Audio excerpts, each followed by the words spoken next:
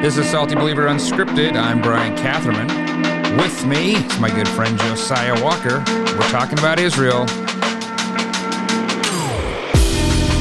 In this episode, we want to talk about Israel at Sinai. I think I'm titling this Israel at Sinai, chosen for what? We constantly call the people of Israel God's chosen people. I think we'll address that. We'll address the law. We'll address some of the pieces of the land. But Josiah, first, how are you doing?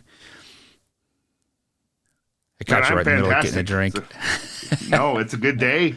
The Padres come back to win against the Mariners last night in the ninth inning. It was phenomenal. What a play. They came down from 5 behind and ended up winning 6-5. So I missed all that, and apparently this is complete news to me.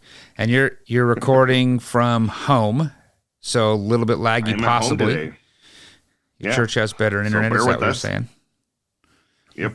Okay, before we jump into this question of what are the people of Israel chosen for, or why are they chosen, or how are they chosen, who is our unsponsored, unsolicited, unthird thing that I can't ever remember, shout out. What is our third? Wait, time out. What is our third thing? Unsponsored, unsolicited, uncool? I don't know. I don't know. Okay. Thing? All right. Let's pretend we didn't do that. We can't edit it out. It's unscripted. Go. Salty Believer Unscripted is unsponsored by this book, In the Year of Our Lord by Sinclair Ferguson. This is a great, easy read that walks you through reflections on 20 centuries of church history. Nothing can prevail against Christ's church.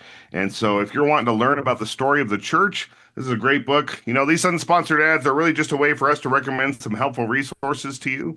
And that's our recommendation this week, In the Year of the Lord by Sinclair Ferguson. Hey, how many pages is that real quick? Because like church history can be daunting. I listened to that one. I liked the chapters.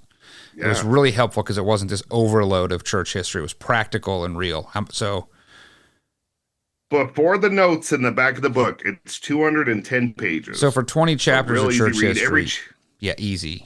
Yeah, easy. I mean, every chapter is about 5 to 10 pages. Nice. So they just go over the big movements of church history. It's great. I did have one of our listeners call me out and go, what are you guys trying to do? Are you trying to hold a slot for paid advertisement? And I said, no, we just want you to know things we like. It's just a way for us to share the things we like. And it's fun. That's all we're trying to do here. If they paid for it, it couldn't be unsponsored, which would defeat the theme of the unscripted, unsponsored ad. Right? I know. So we can't take money for these things. Also, you heard our call, you heard our charge. If you had things to reach out, email us, talk with us about, and I have had some things, which has been really helpful.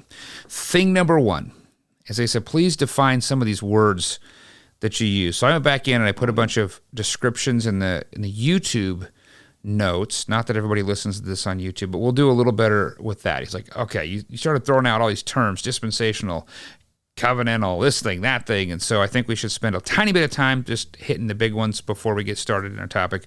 Number two, I was called out fairly seriously in a kind and gentle and loving way, but seriously, that we kind of kick this thing off as if we've never really spent much time looking at this, as if we have no opinions on the topic. And he said, come on, man.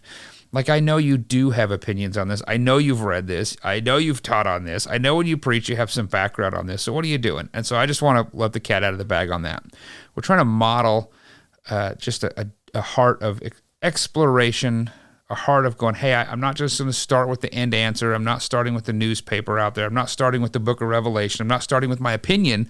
I'm just going to bring everyone along together on a journey.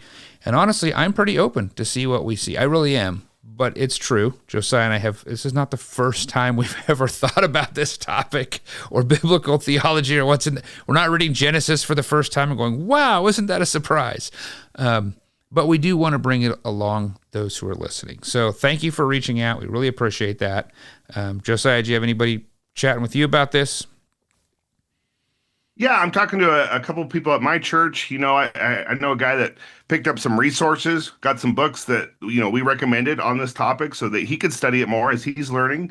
And it's really been helping him grow in his faith. And I think that's really the key that we were trying to show is that you always want to be ready to learn, always learning. We never are going to hit an arrival point in this life. And so we always want to be learning and seeing what we can gain from God's word. Yeah, that's right. Okay, so real quick, let's just hit some definitions. The big words, Joe. You want to go back and forth? You just want to answer all of them? What do you want to do? I know for sure we talked about covenantalism and dispensationalism. So I think I'll just quickly say So covenantal theology is the idea that there's a series of covenants, starting with even a covenant that was made before the foundation of the world, but Adam. Then you have a covenant with Noah. Then you have a covenant with Moses. Then you have a covenant with Abraham. Then you have a covenant with Moses. And then you have a covenant with David. And then you have the new covenant. And all of those covenants are working together. They're kind of intertwined. Some things are being fulfilled. Some things carry out forever. But the idea is that's sort of how the Old Testament, New Testament are. We're stacking on with the Old Testament, building up through the New Testament. Dispensational theology is the idea that God operates a little bit different. The grace, the blessings, things like this nature happen in different times. Dispensations. This would be and there's debates on when the dispensation markers are, when the breaks are. But at this time, God operated this way, and this time, God operated another way. That's the big 30,000-foot view. And then within those theological camps, there's lots of things that come out in that. So when you talk about people who are free will Arminian, they have their various things. When you talk about Calvinists or Reformed people, they have their various things. Well, it's true of dispensational theology. There are things true of covenantal theology. So we use those words. I'm trying to think of some of the other things that might have been kind of big. I know we talked about Israel is used as a name. We talked about ethnic or more like ethnic Israel, or the people who were physically born in the lineage down that line from Abraham, Jews today, the Jewish people. We will get to things like spiritual Israel. We use the word typology, I think. A type as a picture of something. So if you have, I think what we often think of is like David. David is a pattern or a picture of the king that would come and be the true king. So a high priest could be in the Old Testament. They're not going to be perfect, but Jesus is going to be the perfect one. So there's a pattern. This is what the perfect priest is going to follow, this pattern, but be even better. So in typology, for those who hold that Israel might be built into a pattern structure, Israel becomes a pattern for numerous things. Jesus, the church, the kingdom, depending on how you view all that. So typology is the idea that there are these patterns that get fulfilled in greater ways in something else. So you see it in one way, and then you see it in a better way. Is that probably all the big words we covered? I don't even remember. Yeah, I was trying to remember everything we talked about on the last episode, but I think those are really the big key terms that we're addressing in this series. And all those came emails from the first episode. Now the second episode, before we got all that feedback, is already out into the wild. And so we didn't give definitions there, but we are aware. And we're now into the third episode. Yeah. So you ready to shift gears? Yeah, let's do it. Israel at Sinai, chosen for what? Sure. I don't even know where you want to start. Where do you want to start with this approach? Do you have a thought? We talk all the time. I was thinking through how we always hear the terms, Israel's chosen, it's God's chosen people, and we never really go beyond that question, right? Like, what are they chosen for? Is it because of who they are? Is it because of a purpose or goal that they have to accomplish on the Lord's behalf? Like, what is it that they're chosen to do? Mm-hmm. I think we should be clear. We do see this picture of chosen. I don't think we could make an argument biblically that God didn't choose them for some reason. They are right. Chosen. Or in fairness, you could say they were chosen, depending on maybe where you're coming from. But I think Israel as a whole, however we come to understand Israel, God chose to make a people for himself. God chose to make promises to them. God chose to call them out for something. And I think we also see biblically, just reading the story, they were not chose because of anything they did. It's like right. Mary being selected to be the mother of Jesus' earthly ministry and Jesus on earth, right? So she wasn't because she was super ultra amazing, wasn't because she was sinless and perfect. I think it's the same with Abraham being chosen and then him being given a promise to become the father of nations, which we saw last time. Have we covered that enough? Should we move into some text? I think we should go into some scripture, right? Yeah. Let's answer these questions. All right, let's go to Exodus 19. We've taken some notes. They're very bullet pointed. There's not a lot here, but I think we need to look at Exodus 19, 3 through 6. And last time you said you were reading the superior translation, which is quite arrogant, but you want to read from your CSB, right? Yeah. Actually, I like Let me read CSB from my personal favorite. I like the it's very CSB readable. a lot. I miss it. But the ESV is good too, and probably the translation you're reading of is good. But what do you got? Let's hear what you got. 3 through grab 6. your copy of God's Word, and let's look at Exodus 19, verse 3 says, Moses went up the mountain to God, and the Lord called to him from the mountain. This is what you must say to the house of Jacob, and explain to the Israelites. You have seen what I did to the Egyptians, and how I carried you on eagle's wings and brought you to myself.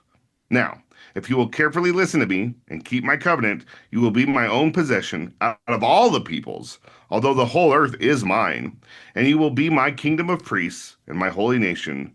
These are the words that you are to say to the Israelites.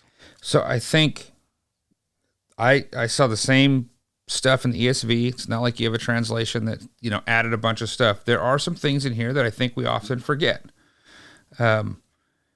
You saw what I did in Egypt and how I bore you on eagle's wings and I brought you to myself. Let's go there first before we jump to the next thing. What, you want to take a swing at that? I mean, what's going on first? Moses going up to get the law. Well, he's yeah, go ahead. Right, and they're in the wilderness at this point, and so God's reminding them, I rescued you from Pharaoh, I rescued you out of Egypt and slavery, and I brought you out and I freed you, and his wasn't literally on eagle's wings, but that's really the picture that the Lord is painting here of just delivering them freely from the greatest power in the world at the time. Which they didn't really have to do much of anything except trust him. I did this for you, I chose you. I think it's also helpful to see that this is before the law and the covenant is being made with them. This is before they've been given all these instructions. They were pulled out of slavery and bondage before they were given the law. So you can't really say, oh, follow the law, and then that's how you get out of bondage, because the order seems to be significant. And then he says, so remember these things, right? It's not God did it. It's not because you're amazing and got yourself out of this. And then verse 5, now therefore, if you will indeed obey my voice and keep my commandments. And that's a conditional clause right there. I mean, I'm just reading the text. If you will do this, you shall be my treasured possession among all the peoples, for all the earth is mine. If you do this, that's good. You will be my people. And I realize we're going to see other scriptures down the road as we go, but I don't think we want to overlook that one. And so not only are you going to be my treasured people, excuse me, you shall be to me a kingdom of priests and a holy nation.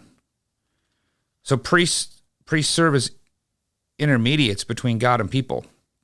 All right, they serve the people between God. They do a thing. He's saying you are going to be a holy nation. You are going to be priests to me. If you do this, if you keep my covenant, if you obey my voice, you're going to be my people. Those people are going to have a purpose and a task. And the reason I say that, not to jump way far ahead, but this is going to be important as we go forward. Who are these people? The ones who keep the covenant, right? Who are these people? The ones who hear his voice and obey him. Jesus says, my people obey my voice and they follow me in John chapter 10. Same kind of language. Again, we'll get there when we get there, but I just want to start to float out some hintings of maybe these people have an opportunity for others to join them. You have Romans 9 through 11. There's going to be maybe an expansion of who these people are, or maybe they're not. I mean, it depends on how we read this. It depends on your viewpoint. But from this text, there does seem to be a condition, and there does seem to be a purpose. I mean, I don't know. You want to add? You have anything you want to add to this? Maybe I'm missing something.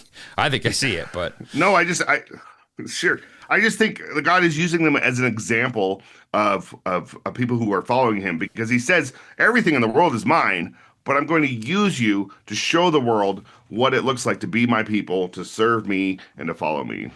So there's a sense of purpose, vocation, task, calling. You guys are called to do something. Now, Joe, you've read your Bible a few times. I mean, spoiler alert if you've never read the Bible and you're following along, but how well do they do at this? Right. Well, once again, we've talked about how they're not impressive, because time and time again they sin, they rebel. I mean, isn't Moses, while he's up here, isn't Joshua going to kind of lead them into destruction here with the golden calf? Well, yeah, So, literally, that does seem to be a picture of, wow, where is that? It's the end of this same chapter. Where is this? I'm trying to look at verse 21. The Lord said, "Go down and warn the people lest they break through." Oh no, yeah, this was them trying to come up on the mountain. The golden calf. Did it already? No, it hasn't even come up yet. Yeah, that's what's going to happen very soon, right? We go through all the laws. He comes on down. They're making a golden calf, and that's and the funny thing is, even later, a king sets up two golden calves later. You know, a few kings down the line. You know, a few hundred years later, and they're still doing this stuff. right? King Saul, in order to go see a magician and a sorcerer, goes behind enemy lines up the mountain to find this person, to seek their wisdom and their direction, rather than just going before the Lord himself. So, exactly. So we know there's a picture coming where this isn't going to go really well. So I think we should go to maybe Deuteronomy, still in the book of the law, but let's go to Deuteronomy 7 before we run out of time, because this is going to be a long podcast if we don't move it along. Deuteronomy 7, 6 through 11 is what I have here in my notes. Are you there? I'm almost there. Yeah. All right. Deuteronomy 6 or 7 verse Deuteronomy 6. 7, verse 6 through 11. It says, "For you are a holy people, belonging to the Lord your God. The Lord your God has chosen you to be his own possession out of all the peoples of the face of the earth. The Lord had his heart set on you and chose you, not because you were more numerous than all peoples, for you were the fewest of all peoples, but because the Lord loved you and kept the oath he swore to your ancestors. He brought you out with a strong hand and redeemed you from the place of slavery, from the power of Pharaoh, king of Egypt. Know that the Lord your God is a God, the faithful God, who keeps his gracious covenant, loyalty for 1,000 generations with those who love him and keep his commands. But he directly pays back and destroys those who hate him. He will not hesitate to pay back directly the one who hates him. So keep the command, the statutes and ordinances that I'm giving you to follow today." So you've got this condition we saw earlier. This is reiterating, I chose you not because of anything special you did, but because of who I am. You know, God chose based on his prerogative, his decision. And he says, for those who don't do this, you know, I'm going to destroy them. I mean, that's just how that's going to work. Where is that? 9. Know therefore that the Lord your God is God, a faithful God who keeps his covenant and steadfast love with those who love him and keep his commandments to 1,000 generations, and repays to their face those who hate him by destroying them. Right? And he's a few verses here. He's not just saying because of your biological lineage, you know, this is not a free pass just because you're a certain race of people. Clearly, that's not the case. Right. There's some in, there's some out. Those who love God and are in covenant with him, those who aren't. He chose them. He put his grace on them because of who he is. For those who like to see these patterns play out in biblical theology, you're probably already jumping ahead to, wait a minute, God frees me from the bondage of sin. He frees me from those things that enslave me, those rulers of sin and slavery, this world, so that I can be in relationship with him and so that he can keep his promises and things like that. I mean, so you're already probably jumping ahead and thinking through how this pattern gets applied to all peoples at some point, but at this point, that hasn't happened yet. Sure. It just hasn't happened. So Joe, the people that you know, that you talk with, what do you think the reactions and responses are? Or maybe what would the pushback be if they're in the room with us, or what would the agreement be? Or let's just bring this into like an everyday conversation with everyday people who are excited about these kinds of things. Or what are you thinking? What kind of pushback are we going to get? Yeah, I think there's a lot of confusion over that term chosen and why God chose Israel. I think a lot of times we do make the mistake of it's because of who they are and that specific race or that creed or nationality. But as we've seen just from these two texts, God's ways are not our ways, and so He's chosen them not because of who they are or what they are, but for the exact opposite. They're not numerous, they're not strong, they're not superior to everyone else. It's just that He loved them. And there's really no condition to God's love for people, right? There's nothing that I've done to earn His love for me. There's nothing Israel did. It's just His choice and His decision. I think in my context, I may have some people say, well, we get twitchy around the idea of God choosing people because I know what you're going to say. That sounds like Reformed theology or Calvinism or something, and don't we all have a free will choice? And so if you see the biblical threads, you're going to go, wait, I don't like the idea that God chooses for salvation, but you just read that God chose for no reason apart from who He is, a people for Himself to make promises. I think some people are going to make the connections here, and I'm going to hear a little bit about that. I also think in some of the circles here, I think people miss that they were chosen for a purpose. These people were chosen to do something, and very rarely do I hear anybody say, oh, they're God's chosen people, and they're supposed to be telling the world about God. They're supposed to be priests under the high priest. They're supposed to be doing things, which complicates things when Jesus comes and they don't accept the high priest, and they're not serving the high priest. This gets real complicated. So if you think about what they were supposed to do, now I'm not arguing for replacement theology. I know there's some that are going to accuse us of that, where they say, well, you're just saying that the Jews did bad, so they got thrown to the curb, and God just started over. I'm not arguing for any of that. I'm just saying there was a condition. They were supposed to be priests of the world. They were supposed to take Israel's Messiah, Jesus Christ, and make Him known. And some rejected, some accepted. Obviously, some accepted when you jump ahead, because you have an entire group of Jews becoming the early church or maturing into that, or whatever that might look like. We're not there yet, but I think the key that we need to take away is they were chosen, they had purpose, they were given a task, they were supposed to reflect God, they were supposed to be holy, they were supposed to be priests to the people. And at this point, we haven't even talked much about the land, right? Like people get all caught up in it, but that's because the land is important. The land was a place they were going to go, but it wasn't the big picture. The land doesn't help them overcome sin. The land doesn't help them do this job like they've been called to do the job in the big picture that's supposed to be in the whole world. The land doesn't make all this happen. Where they live isn't making it happen. Who they are is supposed to be what's happening. So I think from the things that we're seeing, I think as we continue to move, and we're going to be moving quite a bit more forward and seeing how they do with this, I think that'll help us to understand when we get to some of the bigger pieces. So we're laying foundation work still, but any other big pressing questions before we move to God's word? I just really love that. I don't think I've thought much about the fact that they had a responsibility before them and a task before them, and that's what they were chosen for. I'm just thinking about today and how, as Christians, we have a responsibility too to share the gospel and to share the love of God with others. And it just really brings it to today, everything we're reading about. I'm like, wait, I have a responsibility. I have something I need to take care of as well. It's a little teaser for some of these podcasts and where we're headed. Is this just something that doesn't apply at all to us, or is there patterns for us, or there are principles for us? I think as we move forward, we're kind of making some of those jumps, but I think as you start thinking about the foundation that's laid, it does help communicate to everybody in the world today. So I look forward to heading to those. Yeah. Let's let God have the last word. What you got, Joe? Yeah. Well, I think in light of everything we talked about with Egypt and God's deliverance, I'd take our attention to Psalm 20, Verse 7, which says, some take pride in chariots and others in horses, but we take pride in the name of the Lord, our God. Until next time. Thanks for listening. Find more resources at SaltyBeliever.com.